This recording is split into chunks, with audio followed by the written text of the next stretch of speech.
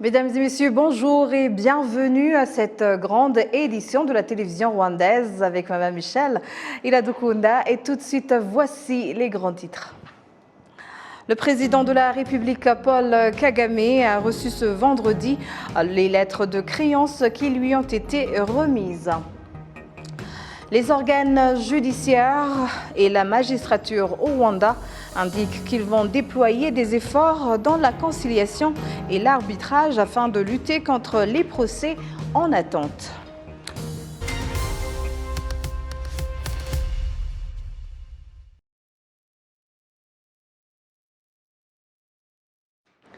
Les organes judiciaires et la magistrature au Rwanda indiquent qu'ils vont déployer des efforts dans la conciliation et l'arbitrage afin de lutter contre les procès en attente et les dossiers qui ne cessent d'augmenter par rapport à leur personnel. Kassim Youssouf avec les détails. Les chiffres du parquet général et du Rwanda révèlent que les dossiers qu'il a reçus au cours des 5 dernières années ont presque triplé. Lors de l'inauguration de l'année judiciaire 2022-2023, le procureur général Avugiyaremye Aimable a fait savoir que l'accroissement des dossiers ne correspond pas à l'effectif du personnel, ce qui affecte la qualité des services de l'organe national de poursuite judiciaire. Au niveau des cours et tribunaux, l'on observe au fil des années une augmentation des dossiers en attente et le ministère de la Justice admet que cette situation fait que les détracteurs des services qu'offrent les cours et tribunaux ne cessent d'augmenter. Le président de la Cour suprême et président du Conseil supérieur de la magistrature, le docteur Faustin Neziryayo, indique que ces problèmes sont connus et qu'on y travaille pour leur trouver des solutions. Hari politique y'igihugu imaze kujyaho yerekeranye no guteza imbere gukoresha. Il y a la politique du pays relative à tout moyen pouvant être utilisé pour la résolution de différends en passé par le tribunal qui a été mise en place et nous estimons que tout cela permettra d'atteindre des résultats appréciables pour que nous puissions efficacement et rapidement rendre justice aux Rwandais. Au cours de l'année judiciaire 2021-2022, environ 800 procès ont été clôturés par l'intermédiaire de la conciliation, le coût de ces procès étant évalué à 11 milliards de francs rwandais. En plus des juges, des greffiers et d'autres employés des organes judiciaires peuvent servir de conciliateurs entre les deux parties du procès. L'on compte au Rwanda environ 160 conciliateurs indépendants. La première dame du Rwanda, son Excellence Madame Jeannette Kagame, a honoré l'invitation des jeunes au deuxième tour et au deuxième jour du 5e sommet des jeunes africains connu comme Youth Connect Africa. Autour de 9000 jeunes en provenance de 30 pays du continent africain voient ensemble comment accélérer les investissements au sein de la jeunesse résiliente, Afrique résiliente. Les détails avec Amandine Ndikumasabo. Le deuxième jour de Youth Connect Africa se tient à Intare Arena dans la ville de Kigali. La ministre rwandaise de la Jeunesse et de la Culture, honorable Rosemary Mbabazi, est revenue sur le fait que ce sommet est une grande opportunité qui permet aux jeunes Africains de partager les connaissances et expériences liées à l'investissement en Afrique. La première dame du Rwanda demande aux dirigeants des pays africains de faire confiance aux jeunes en leur accordant plusieurs opportunités qui leur permettent de se développer. Son Excellence Jeannette Kagame a rappelé aux jeunes que les défis qu'ils rencontrent sont en majorité connus. Dear youth, chers jeunes, en dépit de votre vitalité, votre énergie, votre optimisme, nous avons conscience des défis auxquels vous faites face, dont certains sont là à notre insu. La scène internationale est devenue comme un écran tactile où la jeunesse est ciblée avec des standards irréalistes et intimidants de la vie et de la beauté et un encouragement d'être engagé dans l'isolation et parfois même l'égocentrisme. La première dame du Rwanda a donc exhorté aux jeunes Africains à relever les défis qu'ils rencontrent et d'effectuer des activités qui contribuent non seulement à leur propre développement, mais aussi au développement du continent africain, d'autant plus que le monde fait face à différents problèmes, dont les effets de la Covid-19, de la guerre et d'autres problèmes liés au changement climatique. Il y a de cela 10 ans que Youth Connect a commencé au Rwanda et depuis 5 ans, les jeunes d'autres pays africains y participent également. Depuis lors, ce sommet s'est élargi et est actuellement la plus grande conférence annuelle qui connecte les jeunes de tout le continent africain. L'année dernière, Youth Connect s'est tenu au Ghana et cette année, ce sommet se tient au Rwanda et a pour thème d'accélérer les investissements au sein de la jeunesse avec à cœur esprit de jeunesse résiliente, Afrique résiliente. Certaines femmes membres de l'Union interparlementaire indiquent que les forums des femmes aident les parlements à tenir compte du principe d'égalité de genre dans leur quotidien professionnel et à voter des lois contre l'inégalité. En 2020, nous avons passé un projet pour lutter contre les violences faites aux femmes et aux filles. À ce moment-là, vraiment, nous avons fait une très grande solidarité entre nous, les femmes, auprès du Parlement homme pour qu'on puisse passer cette loi. L'Union interparlementaire avec Zeina Hilal, chargée du programme de partenariat entre les hommes et les femmes à l'Union interparlementaire, indique que les forums des femmes sont essentiels, surtout dans les parlements où le nombre de femmes est encore minoritaire. Qu'est-ce que des parlements plus sensibles au genre ? D'abord, ce sont des parlements qui enlèvent la responsabilité de la promotion de l'égalité des sexes des épaules des femmes, pour mettre cette responsabilité sur les épaules de tous, hommes, femmes, administration parlementaire. C'est l'institution du Parlement qui prend la responsabilité de la promotion et de la protection des droits des femmes et de l'égalité des sexes. Les parlements sensibles au genre, en 2 mots, promeuvent l'égalité des sexes dans leur propre composition, mais aussi dans le leadership au sein de l'institution. C'est-à-dire qu'ils auront des hommes et des femmes membres, idéalement en parité, mais qu'ils auront aussi des femmes et des hommes dans chaque commission parlementaire. L'Union interparlementaire montre qu'en augmentant le nombre de femmes dans les parlements, une fois que tout cela n'est intensifié, la représentation dans les organes de prise de décision de manière égale entre les femmes et les hommes ne sera pas atteinte avant 2063. L'Organisation des Nations Unies pour la santé, OMS, au Rwanda, félicite le gouvernement du Rwanda pour les mesures qu'il continue de prendre dans la lutte contre les épidémies, y compris l'épidémie Ebola en circulation en Ouganda. Indication faite ce vendredi lorsque la branche rwandaise de l'Organisation des Nations Unies pour la santé et le centre biomédical du Rwanda se sont rendus à la frontière de Tyanika entre le Rwanda et l'Ouganda et ont examiné les mesures mises en place pour prévenir l'épidémie d'Ebola, car cette frontière est très fréquentée. Les personnes qui utilisent la frontière de Tyanika félicitent le gouvernement rwandais pour les efforts déployés pour empêcher que le virus Ebola atteigne le territoire rwandais. Les habitants disent avoir également pris des mesures pour prévenir l'épidémie d'Ebola en appliquant les instructions sanitaires du ministère de la Santé. La branche de l'Organisation mondiale de la santé au Rwanda exhorte la population à se conformer davantage aux instructions des organes sanitaires, surtout qu'il n'existe pas encore de vaccin contre le virus Ebola. Les membres des barreaux des pays de la région des Grands Lacs se sont engagés et renforcé la coopération dans la lutte contre les crimes transnationaux, dont ceux en rapport avec le terrorisme. Les détails avec Kassim Youssouf.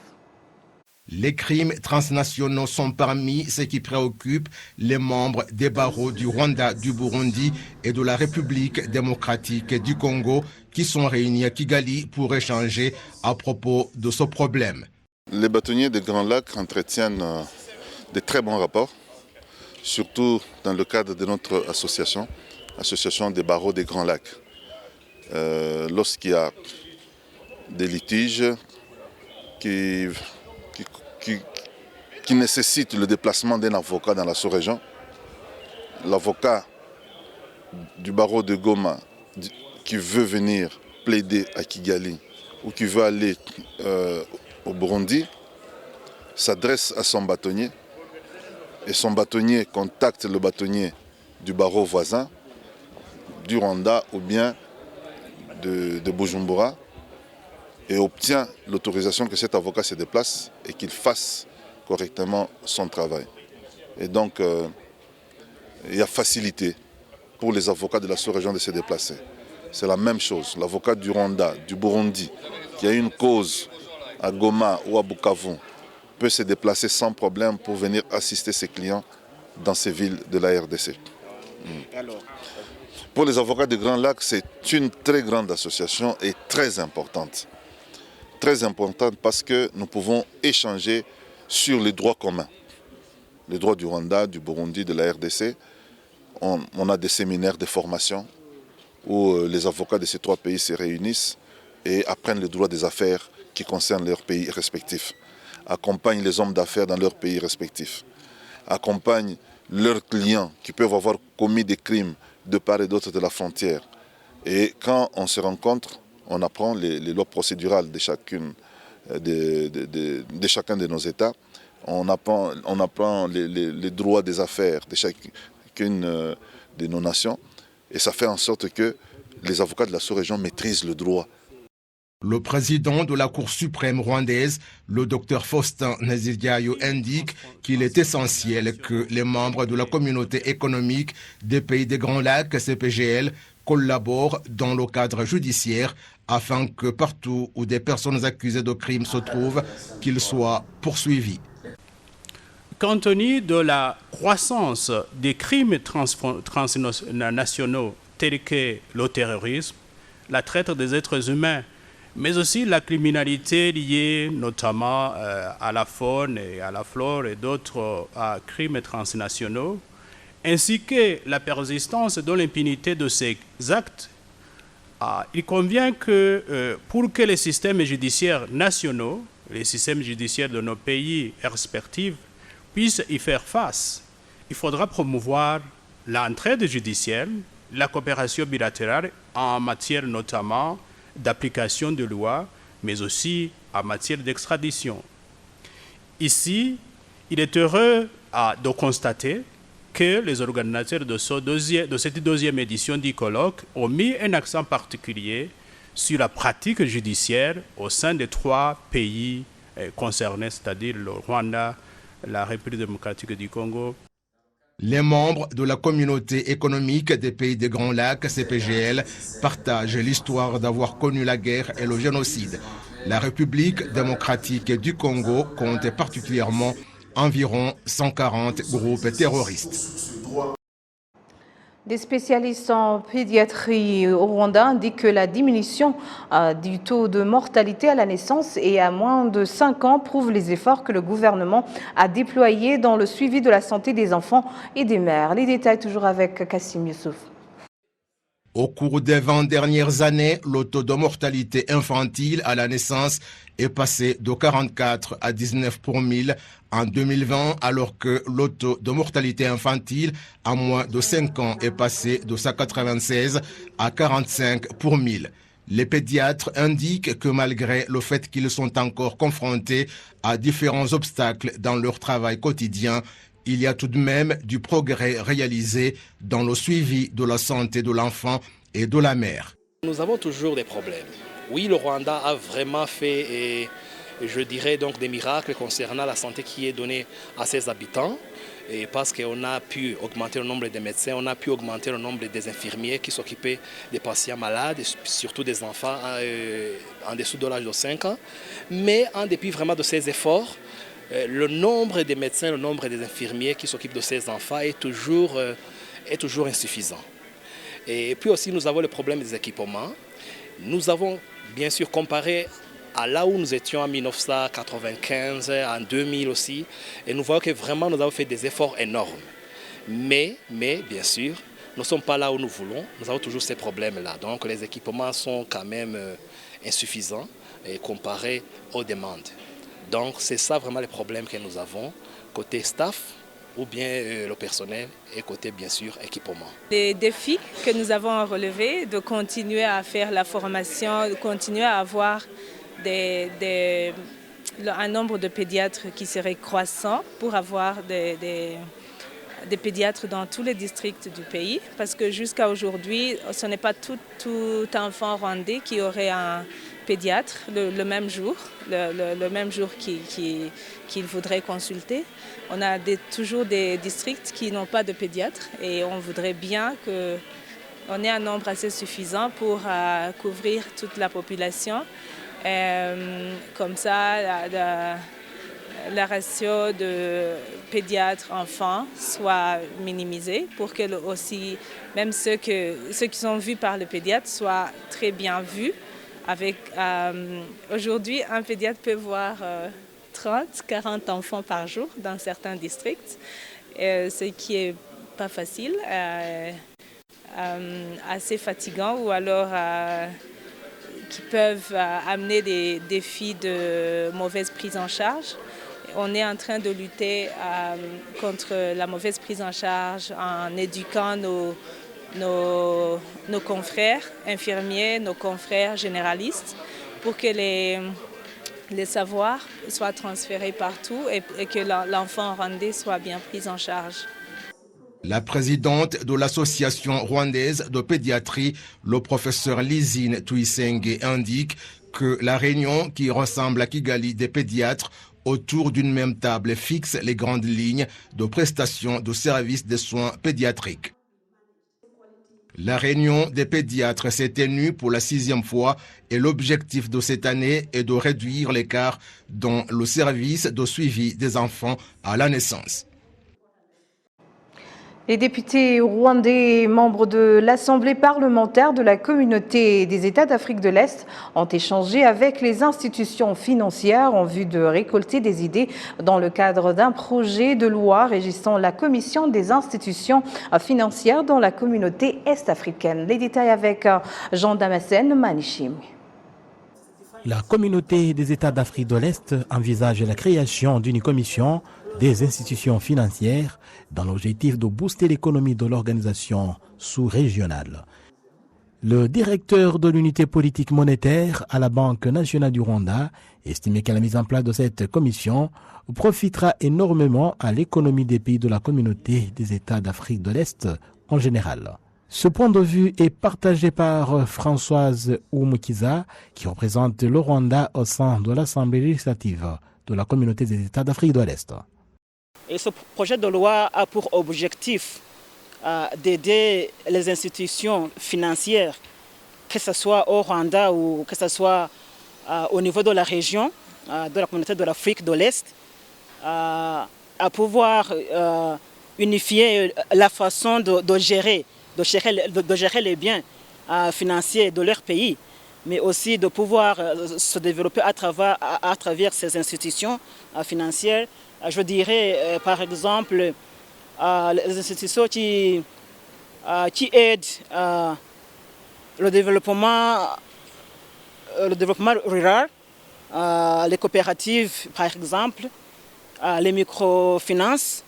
Ce sont des institutions qui ne sont pas vraiment des banques, qui n'opèrent pas avec des banques, mais qui ont un aspect aussi d'aider la population en leur donnant des crédits, et ces crédits leur aident vraiment à se développer, à développer aussi le Rwanda comme un pays qui est décidé aussi à faire partie des pays de la communauté de l'Afrique de l'Est et qui sont décidés à aller de l'avant et à aller au-dessus en ce qui concerne la réunification de la monnaie.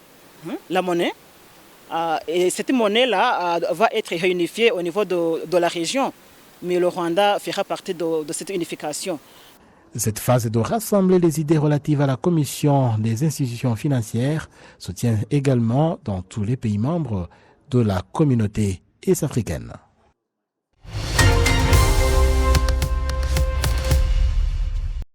Arrivons à la fin de cette édition et au nom de toute l'équipe qui a contribué à sa réalisation, je vous remercie, je vous souhaite un bon week-end et d'ici là, portez-vous bien.